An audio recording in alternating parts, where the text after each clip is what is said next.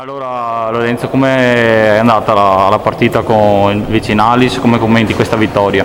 Bene per il risultato, siamo riusciti a portare a casa i 3 punti, potevamo far meglio sia in fase difensiva che in fase offensiva, potevamo secondo me vincere con più gol di scarto, abbiamo sbagliato molto sotto porta e non solo, però l'importante erano i 3 punti, siamo riusciti a portarli a casa per fortuna e un'altra vittoria che porta morale secondo me anche in classifica, visto che siamo nelle zone alte appunto della classifica e stiamo andando secondo me abbastanza bene, dobbiamo migliorare qualcosa ma come è normale che sia inizia la stagione.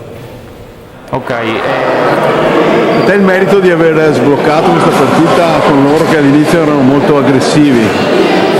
Sì, sono riuscito a segnare ma non è quello l'importante.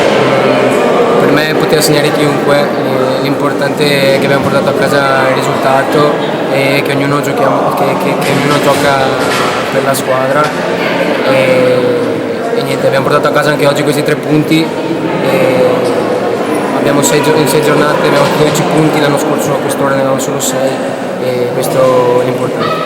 Sì, il cammino in casa è sicuramente fondamentale in questa stagione. Sì, abbiamo un fortino qui in casa, per ora le abbiamo vinte tutte e dobbiamo continuare così e cercare di portare a casa qualche punto anche fuori casa perché per ora le abbiamo perse entrambe.